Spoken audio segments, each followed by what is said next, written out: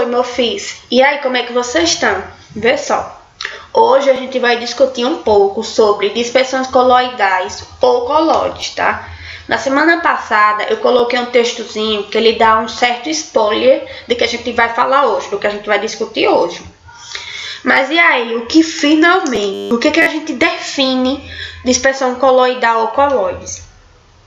Vê só. Colóides vão ser misturas ou substâncias que apresentam um aspecto de solução, mas prestem atenção, é apenas o aspecto de solução, ou seja, possui um aspecto de mistura homogênea, tá? Mas na verdade isso não ocorre. Por quê? Porque elas são misturas heterogêneas. Observem só. Embora aqui não seja nítido a olho nu a diferença das misturas coloidais para as misturas de características de soluções verdadeiras, podem ser observadas mediante o uso de instrumentos transform microscópico, tá certo? As dispersões coloidais ou colóides, a diferença que vai caracterizar ser uma mistura heterogênea pode ser observada mediante o uso de instrumentos, o que não ocorre nas soluções verdadeiras. Mesmo se a gente utilizar esses instrumentos, a gente não consegue visualizar o tamanho das partículas, tá? Não consegue visualizar as partículas em si na mistura, certo? Olhe, vejam só. Os aglomerados de partículas que constituem uma dispersão coloidal, quando ele é formado por macromoléculas, mas o que é macromoléculas? São formados por elementos não metálicos, tá? Então vão se chamar aí de colóides moleculares.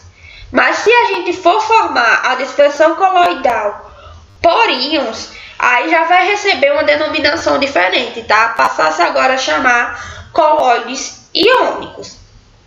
De uma maneira geral, as partículas de um colóide a gente chama, no meio científico, de micelas, tá?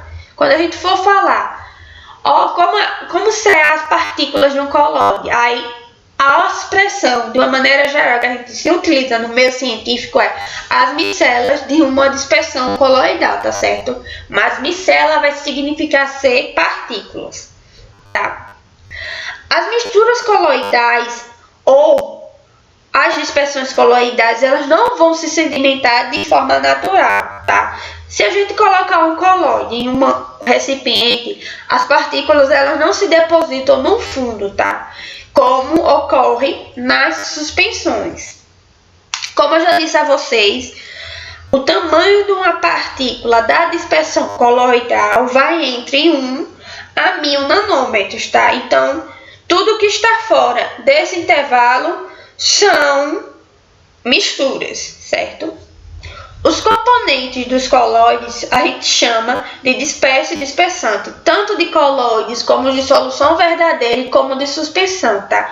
O que era soluto passa a ser disperso e o que era solvente passa a ser dispersante, tá? Lembrando que a quantidade de dispersante vai ser sempre superior que a do disperso, certo? Pessoal, então agora eu vou falar um pouquinho para vocês sobre o efeito Tyndall, tá?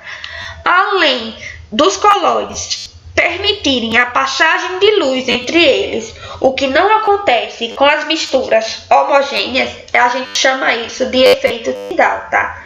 Como é que é esse efeito Tyndall? A seguir vocês vão observar realmente como acontece por essas duas figurinhas aqui, tá? Todas essas duas imagens aqui. Se a gente apontar uma lanterna com um foco pequeno de luz para uma mistura coloidal, tá? É possível ver um fecho de luz atravessando todo o recipiente onde está se encontrando, tá? Onde se encontra.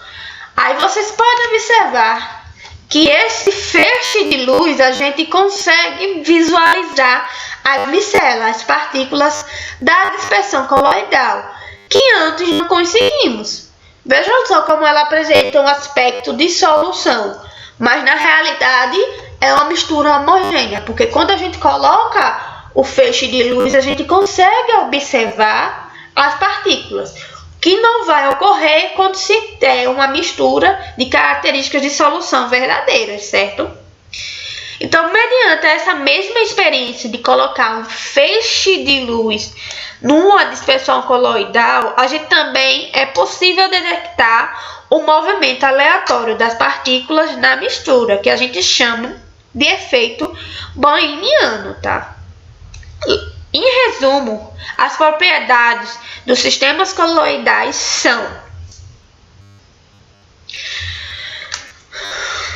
as fases da mistura não são distinguíveis facilmente, ou seja, vai necessitar algum instrumento para poder distinguir a fase da mistura, tá certo? Porque uma dispersão coloidal é característica de ser mistura heterogênea, certo?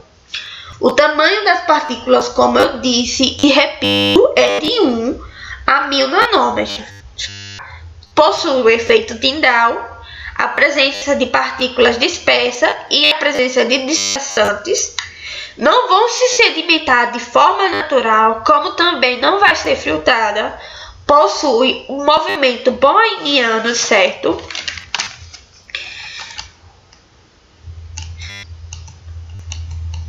Mas e aí, será que a gente consegue ver no dia a dia? Será que a gente tem no dia a dia dispersões coloidais?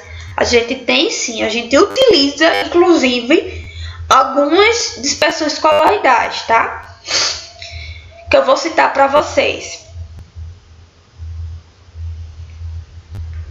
Vê só, logo nas primeiras horas do dia, quando a gente vai fazer nossa higiene pessoal, tá? Tem sabonete, tem shampoo, tem pasta de dente e diversos outros materiais de uso de higiene pessoal que são característicos de uma dispersão coloidal, tá?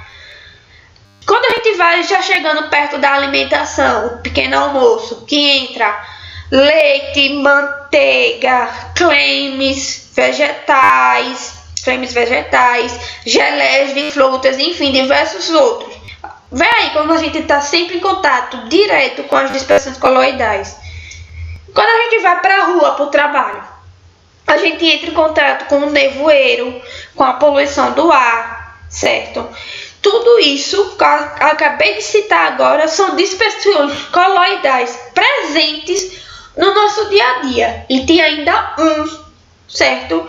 Que a gente não consegue deixar de entrar em contato, que é o sangue. O sangue é um tipo de dispersão coloidal, tá?